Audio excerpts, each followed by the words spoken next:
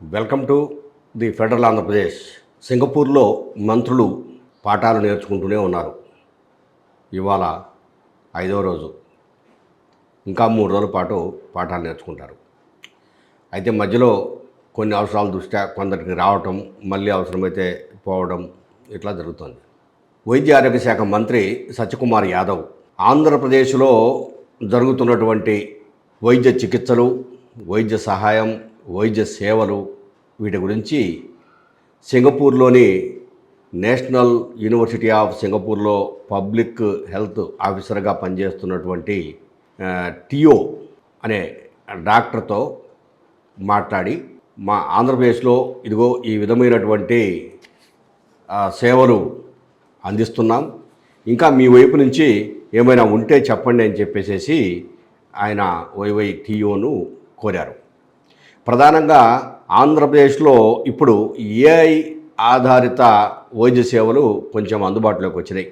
ఒక 18 ఆసుపత్రుల్లో 40 ఏఐ పరికరాలతోటి ఈ వైద్య సేవలను ప్రారంభించారు. అట్లాగనే క్యాన్సర్ వచ్చినప్పుడు వెంటనే హార్ట్ అటాక్ను నివారించేందుకు ఒక ఇంజెక్షన్ను గోల్డెన్ అవర్ అని చెప్పేసి ఒక 1 అవర్ లోపల వైద్యం చేస్తే ఖచ్చితంగా ఆ మనిషిని బతికించే విధంగా ఆ ఒక ఇంజెక్షన్ వచ్చింది. ఆ ఇంజెక్షన్ కూడా చేస్తున్నాము. అలాగనే ఈ ఎలక్ట్రానిక్ హెల్త్ రికార్డ్స్ను తయారు చేస్తున్నాము. అదేవిధంగా గోల్డెన్ అవర్కు సంబంధించి హార్ట్ అటాక్ నివారించడానికి చేస్తున్నాము. ఇట్లా కొన్ని సంస్కరణలు తీసుకొచ్చి వైద్య రంగంలో భారీ స్థాయిలో విప్లవం తీసుకురావడానికి మేము ప్రయత్నం చేస్తున్నాము. మీ దగ్గర అమలవుతున్నటువంటి వైద్యం ఎలా ఉంది, మేము ఏమి చర్యలు తీసుకోవాలని ఆయన సలహాను, సూచనలను అడిగాడు. ఆయన మీ దగ్గర అమలవుతున్నటువంటి వైద్య సేవలు చాలా బాగున్నాయని అభినందిస్తూ అక్కడ ఉన్నటువంటి పరిస్థితులను కూడా వివరించారు. అక్కడ ఏంటంటే అలా ప్రపంచంలోనే అత్యున్నతమైన వైద్య సేవలు సింగపూర్లో ప్రజలకు అందుతాయి. అయితే ఈ వైద్య సేవలు అందించడానికి ప్రజలను కూడా అట్లా సమాయత్తం చేస్తారు. ప్రజలు ఇక్కడలాగా ఉచితం అంటే ఉచితమే, లేకపోతే ఇది చేయాలంటే చేయాల్సిందే అని చెప్పేసి మారం చేసే పరిస్థితి ఉండదు.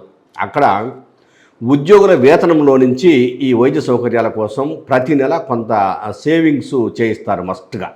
అదేవిధంగా ఇన్సూరెన్స్ చేయిస్తారు మస్ట్గా. ఇది తప్పనిసరిగా ఇన్సూరెన్స్ చేయాల్సిందని చేపిస్తారు. అందుకనే ఈ పేదలకు సేఫ్టీ మెజర్స్ కూడా ఎక్కువగా తీసుకుంటారు. అట్లా ప్రభుత్వం కొన్ని సబ్సిడీలు ఇస్తుంది. ఇవన్నీ కూడాను అక్కడ ప్రత్యేకమైనటువంటి అంశాలు. అట్లాంటి ఏమీ ఇక్కడ లేవు. ప్రభుత్వం చొరవ తీసుకున్నది ఏమీ లేదు. ఏదైనా ఉంటే ఇన్సూరెన్స్ చేసుకోవాలన్నా, హెల్త్ ఇన్సూరెన్స్ చేసుకోవాలన్నా వ్యక్తులు వీళ్ళే చేసుకోవాలి.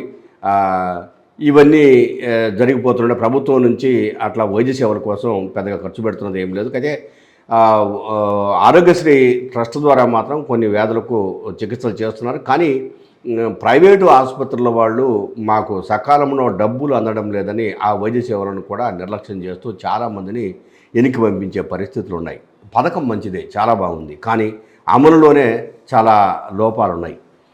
అయితే ఇంకొక చర్చ కూడా జరుగుతుంది. ఇన్నేళ్ల తర్వాత, దాదాపు స్వాతంత్రం వచ్చిన తర్వాత, ఆంధ్రప్రదేశ్ లేదా ఆంధ్రప్రదేశ్ రాష్ట్రం ఏర్పడిన తర్వాత ఇన్నేళ్ల కాలంలో పాలకులు ఇంకా పోయి ఓ చిన్న సింగపూర్ లాంటి సిటీలో మేము ఎట్లా పరిపాలించాలి, ఏం చేయాలి, ఏం చేస్తే మేము ప్రపంచంలో ఆంధ్రప్రదేశ్ అనే గుర్తింపు వస్తుంది అని చెప్పేసి వాళ్ళ దగ్గర పాఠాలు నేర్చుకుంటున్నారంటే, పైగా ఒక్కొక్కరు ఇప్పుడు వైద్య ఆరోగ్య శాఖ మంత్రి, అట్లనే వ్యవసాయ శాఖ మంత్రి, అట్లాగనే అర్బన్ డెవలప్మెంట్ శాఖ మంత్రి, అట్లాగనే హోం మంత్రి, వీళ్ళు పోయి ఒక్కొక్కరి దగ్గర వాళ్ళ దగ్గర కూర్చొని అక్కడ ఉన్న అధికారులే వాళ్ళు.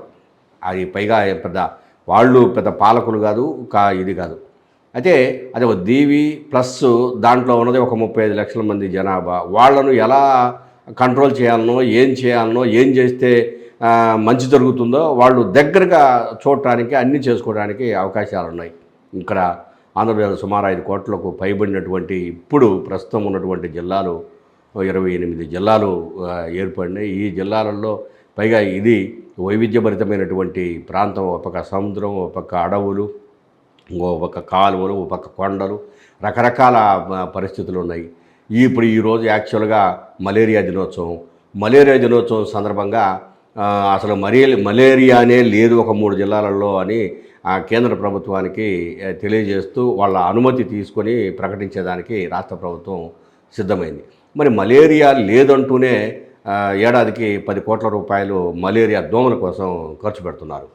మరి ఎలా ఖర్చు పెడుతున్నారు? ఇది మున్సిపాలిటీలలో అయితే గవర్నమెంట్ డబ్బు కాకుండా స్థానిక సంస్థల నుంచి డబ్బులు తీసి వాళ్ళు విపరీతంగా ఖర్చు పెడుతున్నారు.